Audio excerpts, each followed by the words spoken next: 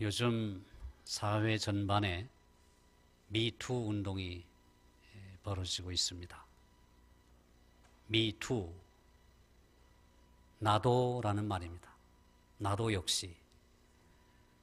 그 뒤에 이어지는 말은 아마도 당했다, 이런 말이겠죠.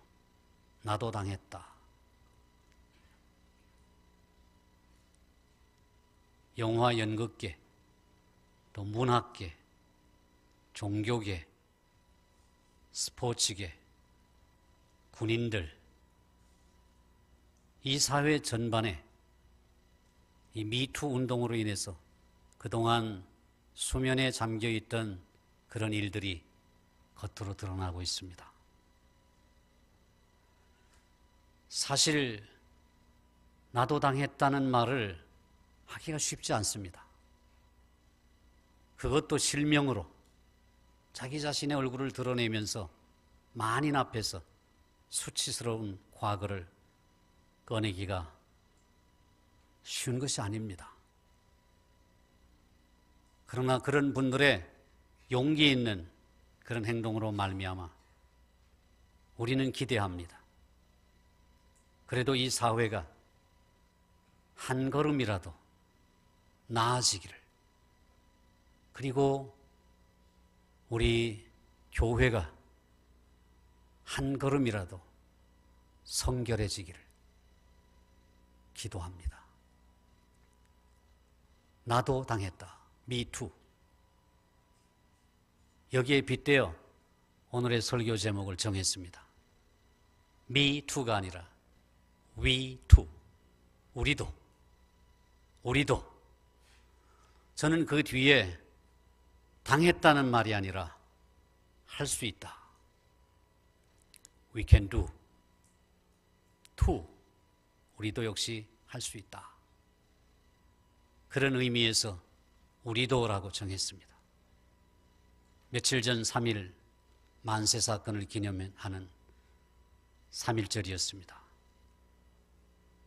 나라와 민족을 위해서 앞서 헌신했던 그들이 있었기에 오늘 우리가 있다는 사실을 우리는 하시라도 잊을 수가 없습니다. 또 잊어서도 안 될 것입니다. 이번 종교개혁지 탐방에서 가슴에 울림이 있었던 한 장소가 있었습니다. 사실 탐방 전에는 크게 기대했던 것도 아닙니다. 그곳은 옛 동독이었던, 지금은 통일 독일이지만 옛 동독의 땅이었던 라이프치히, 그 라이프치히에 있는 니콜라이 교회였습니다. 1539년 마르틴 루터가 1517년 종교개혁을 일으키고 20여 년이 지난 이후에 라이프치히에 니콜라이 교회에 가서 루터가 설교를 했습니다. 그래서 그 라이프치히의 니콜라이 교회가 1539년부터 라이프치히의 종교개혁의 중심지가 되었습니다. 그래서 우리가 방문한 것입니다. 루터의 흔적이 남아있기 때문에. 그러나 우리의 발걸음은 그것만이 아니었습니다. 하나님께서 예비하신 또 다른 은혜가 있었습니다. 마르틴 루터가 설교함으로 종교개혁의 불씨를 당겼던 라이프치히의 니콜라이 교회는 단지 그것으로만 유명한 것이 아니라 바로 동독과 서독이 하나 되는 혁명이 시작된 곳이라는 사실입니다. 1989년 11월 9일 베를린 장벽이 무너지는 광경을 저는 그해 목사 안수를 받은 그 다음 달에 똑똑히 목격했습니다. 그 이듬해 1990년 10월 3일 우리나라 개천절에 동독과 서독의 통일을 가져왔습니다. 베를린 장벽이 무너지고 동서독이 통일되는 그 놀라운 사건을 가져온 평화혁명이 바로 라이프치히에 있는 니콜라이 교회에서 시작된 것입니다. 동서독을 분단하였던 베를린 장벽이 붕괴된 직후에 허물어진 그 장벽에 누군가가 이런 글귀를 새겨 놓았습니다. 오늘은 독일, 내일은 한국.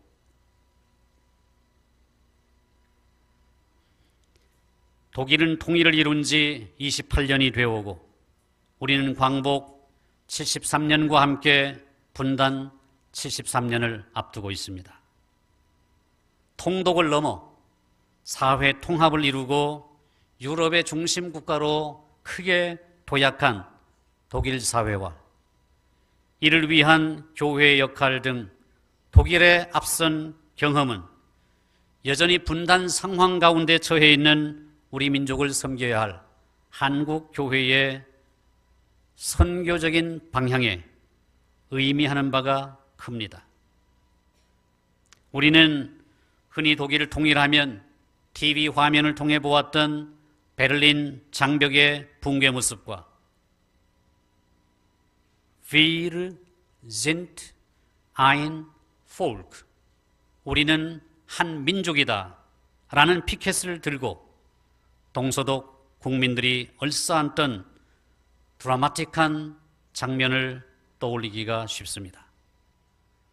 하지만 1949년 독일 민주공화국이라고 일컬어지는 동독이 수립되어 1989년 11월 9일에 베를린 장벽이 붕괴되고 그 1년 후인 1990년 10월 3일에 동독 정권이 공식적으로 붕괴되어 독일이 통일될 때까지 동독의 권위주의 정권과 수십 년간 지난한 싸움을 벌여온 동독교회의 역사에 대해서 아는 사람이 많지 않습니다. 동독의 붕괴의 직접적인 원인은 물론 소비에트 유니언, 우리가 소련이라고 일컫는 말입니다. 그 소비에트 유니언의 붕괴로 인한 경제 붕괴, 그것을 첫 손가락에 꼽을 수 있겠습니다마는 1990년 3월 18일에 치러진 최초의 동독의 자유선거를 통해 사회주의 독재를 종식시키고 동독의 정치적인 붕괴를 실질적으로 이끌어낸 배경에는 동독교회를 중심으로 한 민주화 세력의 끊임없는 노력이 자리하고 있는 것입니다. 교조적인 스탈린주의에 입각하여 1949년에 수립된 동독 정부는 1960년대 중반까지 교회에 대해서 지속적인 탄압을 가했고 이 과정에서 적지 않은 수의 교인들이 서독으로 탈출하는 등 동독의 교회의 세력은 심히 약화되었습니다. 하지만 얼마 남지 않은 교인들이 신앙의 자유를 찾아 반발을 계속했고 동독 정부 또한 교회의 사회적인 완충 기능을 간파하였기에 교회에 대한 탄압은 그 이후에 사실상 중단되었습니다. 뿐만 아니라 동독 정부는 교회를 정권의 비밀 경찰의 감시로부터 비교적 자유로운 일종의 해방 공간으로 허용함으로써 교회가 동독 민주주의 시민운동의 전초기지가 될 수 있었습니다. 이처럼 교회가 시민운동의 전초기지가 될 수 있었던 배경에는 동독 정권도 어쩔 수 없는 교회의 전통적인 독자적, 영적, 도덕적 영향력 때문이었습니다. 동독에서는 정부의 허가 없이 간행물을 출판할 경우에 무조건 체포되었으며 하물며 체제 비판적인 내용의 글이라면 더욱 혹독한 처벌을 받았습니다. 하지만 교회는 소련군 점령기 때부터 법조항에 의거하여 종교적인 문건을 발행할 수 있는 권한을 갖고 있었습니다. 교회 내에서만 사용을 허가함이라는 도장을 찍어 발행한 문건은 국가의 규제를 받지 않아도 되었던 것입니다. 이 때문에 동독내의 반체제 인사 및 민주화 세력들은 안전한 교회의 지붕 밑으로 숨어들어와 반체제 간행모를 찍어냈던 것입니다. 그러나 동독의 민주화 과정에서 교회가 단순히 교회의 전통이나 당국의 묵인에 근거한 소극적 역할만 수행했던 것은 아니었습니다. 교회를 근거지로 삼은 크고 작은 시민단체가 생겨나자 위기의식을 느낀 동독 비밀경찰 슈타즈는 교회 내의 신도 및 목사님들을 비공식 협력자, 소위 프락치 세력으로 만들고자 노력했습니다. 그러나 대부분의 경우 목사님들은 정권의 야비한 요구를 신앙적 결단을 통해 거부하였고 교회 안에 모인 이들의 안전을 보장해 주고 이들의 활동을 직간접적으로 도왔습니다. 라이프치히에 위치한 니콜라이 교회의 담임 목사인 크리스티안 퓨러 목사님은 이러한 동독의 민주화 과정에서 가장 중요한 역할을 감당했던 분입니다. 크리스티안 퓨러, 독일 말로 그리스도인 지도자란 뜻입니다. 그 이름의 뜻 그대로 퓨러 목사님은 라이프치히 기독교인과 민주화 세력의 지도자로서 동독 정권을 무너뜨린 동독의 무혈혁명을 최전선에서 이끄신 분입니다. 퓨러 목사님이 담임하고 있는 라이프치히 니콜라이 교회의 정문에는 독일 말로 이번에 저희들이 가서 봤습니다마는 니콜라이 키르케 오펜 퓨르 알레 무슨 말이냐 하면 모든 사람들을 위하여 열려있는 니콜라이 교회라고 글귀가 새겨져 있습니다. 퓨러 목사님은 이 문구를 따라 기독교인뿐만 아니라 가난한 사람들과 정권의 탄압을 받고 있는 민주화 인사 그리고 서독으로 이주하고자 했던 탈주민 등 교회를 찾아오는 모든 이들을 많은 어려움과 방해에도 불구하고 기꺼이 받아들였습니다. 그리고 각계각층에서 찾아든 사람들과의 대화에서 그는 세계의 평화와 동독의 민주화를 위한 기도회를 매주 월요일 저녁에 열고자 결심하게 되었습니다. 이것이 바로 통일 조국이 독일이 이루어지기 10년 전인 1981년의 일이었습니다. 칼을 쳐서 보습을, 창을 쳐서 낫을이라고 하는 미가서 4장 3절 말씀을 붙잡고 퓨러 목사님은 기도회를 시작했습니다. 처음에는 10여 명 남짓한 인원이 촛불을 들고 기도하던 작은 기도회는 시간이 지날수록 점차 커져갔습니다. 80년대 중반에는 100여 명의 인원으로 성장하더니 베를린 장벽이 무너지던 1989년 10월에는 무려 6천 명의 인파가 니콜라이 교회의 월요 기도회에 참여했습니다. 이들이 교회 밖에 있었던 7만 명의 반정부 시위대와 결합되자 당황한 독일 정부는 경찰력으로 기도회를 진압하려고 했지만 자신들의 가족들 또한 기도회에 참가하는 모습을 바라보던 동독 경찰들은 차마 무력을 사용하지 못했습니다. 이들을 진압하지 못한 이유는 또 있었습니다.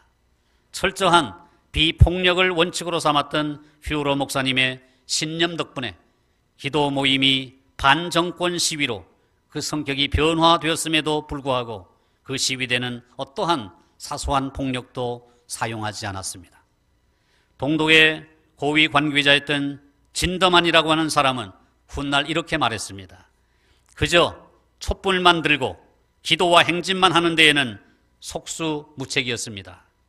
군대는 발포 명령을 받지 못해 허둥지둥할 수밖에 없었습니다. 돌멩이 하나라도 날아 들어왔다면 사정은 완전히 달라졌을 것입니다. 이처럼 비폭력으로 대항하는 시위대 앞에서 동독 정권은 백기를 들 수밖에 없었고 이듬해인 1990년 3월 동독 최초의 자유선거가 치러지게 된 것입니다. 요컨대 사회주의 독재 정권을 붕괴시킨 동독혁명은 칼이 아니라 기도와 촛불을 통해 달성된 것입니다. 평화에 대한 믿음 속에서 기도회를 시작하여 동독 정권을 무너뜨리기까지 수많은 정권의 위협과 회유와 협박 속에서도 한결같이 기도로 월요 기도회를 이끌었던 퓨어러 목사님의 신념과 물음은 오직 한 가지였습니다. 예수님이라면 이런 상황에서 어떻게 행동하실까? 그는 비밀 경찰이 찾아와 협조를 구했을 때에도, 기도 모임이 경찰의 탄압으로 위기에 처했을 때에도 오로지 예수님을 떠올리며 이를 극복해 나갔던 것입니다. 스스로의 고백처럼 자신이 했던 행동들은 단순한 용기가 아니라 신앙의 결단에서 비롯된 것이었기 때문입니다. 세월이 지나고 동독이 지도상에서 사라졌어도 모든 사람들을 위하여 열려있는 니콜라이 교회라는 그 교회의 정신은 지금도 변하지 않았습니다. 다만 이제 그를 찾아오는 사람들은 반체제 인사, 민주화 인사들이 아니라 실업자, 외국인 노동자, 알코올 중독자, 가난한 자, 병자들, 이들이 찾아오고 있습니다. 하지만 그는 동독 시절과 동일한 열정으로 예수님이라면 이런 사람들을 어떻게 대하실까? 그 질문에 답하여 이들 가난하고 무거운 짐진 자들을 보살피고 있는 것입니다. 앞에서 말씀드린 대로 동독교회는 억압적이었던 동독사회의 해방구로서 민주화 세력을 위해 열려 있었을 뿐만 아니라 예수님의 정신에 입각하여 동독의 민주화 운동을 선봉해서 이끌며 동독의 무혈혁명 과정에서 중추적인 역할을 담당하였습니다. 동독이 사라진 지금도 이 땅에서 소외된 영혼들의 구원을 위하여, 모든 사람들을 위하여 열려있는 교회가 되어 있습니다. 3.1절을 맞이하여 과거의 동독 이야기를 하는 이유는 지금 우리 한국 상황과 맞닿아 있기 때문입니다. 우리 대한민국은 1945년 해방된 이후에 남북으로 분단되었습니다. 지금 분단된 지 73년을 향해 나아가고 있고 1950년 동족 상잔의 비극적인 전쟁을 시작하여 1953년 휴전한 이래 남북이 무려 65년 동안이나 준전시 상태와 같은 휴전의 시기, 남북 분단의 시기를 지내오고 있습니다. 물론 단 하루도 빠짐없이 통일 조국을 위해 우리 한국교회가 기도해오고 있습니다만 지금 우리 한국교회의 모습은 어떻습니까? 한국교회는 1990년대를 거쳐 21세기 이르기까지 엄청난 양적 팽창을 경험하면서 한국 사회에서 제일 가는 주류 종교가 되었습니다. 그러나 교회에 대한 세간의 평가는 이전과는 달리 너무나도 차갑다는 사실을 우리 스스로가 체감하고 있습니다. 사회에서 지탄받는 재벌 기업의 부자 세습이나 북한 정권의 부자 세습과 다를 바 없는 대형 교회의 부자 세습, 목회자들의 타락, 성도들의 부패, 이러한 모습은 우리 사회에서 교회가 가지고 있었던 도덕적, 영적 권위에 크나큰 타격을 가한 것이 사실입니다. 이러한 모습을 볼 때 우리 교회가 예수님이라면 이런 상황에서 어떻게 말씀하실까? 라는 근본적인 질문을 망각한 것은 아닌가? 라고 고민하게 됩니다. 교회는 모든 이들을 위한 열려있는 공간이 되고 모든 그리스도인들이 예수님이라면 어떻게 행동하실까? 라는 질문을 마음속 깊이 품고 살아갈 때 우리 사회에서 교회가 상실한 도덕적, 영적 권위가 회복되며 최근에 한층 심화되고 있는 한국 사회의 해묵은 사회적 모순과 70년도 넘게 지속되어 온 분단 체제 또한 극복하는 데 주춧돌이 될 수 있을 것이라고 확신합니다. 독일이 통일된 지 벌써 만 28년이 되어오고 있습니다. 통일의 불씨로 평화와 정의를 상징하는 니콜라이 교회에서는 지금도 평화의 기도회가 열리고 있습니다. 그들은 기도를 통해 하나님의 방법으로 통일의 문을 열었습니다. 그들은 베를린 장벽이 무너지기 전까지 이렇게 기도했습니다. 주님, 저희는 오늘 출동 명령을 거부하여 체포된 기동경찰대들을 위하여 기도합니다. 주님, 저희는 오늘 그들을 대신 출동해야 하는 기동경찰대원들을 위해서 또한 기도합니다. 주님, 교회가 사람들과 사람들의 어려움을 위해 항상 열려있는 교회가 되기를 기도합니다. 주님, 우리 독일이 진실이 통할 수 있는 나라가 되기를 위하여 기도합니다. 주님, 우리 안에 있는 교만함을 거두어 주시고 주님의 사랑 안에서 예수 그리스도의 영혼 속에서 진실되게 살아가게 하여 주시옵소서. 이것이 그들의 기도였습니다. 그들은 분단 시절에도 동서독 교회 간에 교류가 있었습니다. 구 동독 정부에 의해서 주로 동독 지역에 위치한 마르틴 루터의 종교개혁 유적지들이 보존되는 등 우리보다 통일을 위한 준비에 있어서 월등하게 좋은 조건을 지니고 있었습니다. 그런 독일에서조차 비스마르크 이후에 게르만 민족의 재통일을 하나님이 주신 최고의 선물이라고 감사하고 있습니다. 동서냉전 체제의 붕괴라는 국제정세의 지각변동과 절묘하게 결합되는 시기에 동독과 서독이 통일의 길로 나아가게 된 것은 전적으로 역사의 주관자이신 하나님과 그 하나님의 역사하심을 믿고 기도로 일관했던 니콜라이 교회를 비롯한 동서독 교회의 위대한 신앙의 승리였습니다. 이제 한국 교회도 통일의 그날까지 기도의 끈을 놓치지 말고 분단의 땅 한반도의 통일을 위해 기도하고 또 기도해야 될 것입니다. 북한의 동포들을 위해서, 북한의 지하교회를 위해서, 북한의 지도자들의 회심을 위해서, 세계 질서의 격변과 북한 정권의 변화를 위해서 우리의 기도의 불씨가 꺼지지 않도록 해야 될 것입니다. 마침 우리 교회는 저녁 기도회를 시작했습니다. 가정을 위한 기도회가 시작되었습니다. 기존의 새벽 기도회, 수요 기도회, 금요 기도회가 있습니다. 각 부서의 교사 기도회가 있습니다. 청년들의 기도회가 있습니다. 온 교회가 기도하기 위해 모일 때마다 가정에서, 직장에서, 골방에서, 개인적으로 기도할 때마다 통일의 그날이 올 때까지 기도의 불을 지펴 우리 교회가 독일의 니콜라이 교회처럼 통일의 초석이 되는, 그리고 모든 사람들을 위해 열려있는 교회가 되도록 기도하는 교회, 기도하는 성도들이 되시기를 주님의 이름으로 축원합니다. 다시 한번 통일을 위한 기도의 불을 지핍시다. 청량교회가 그 진원지가 되기를 간절히 소망합니다.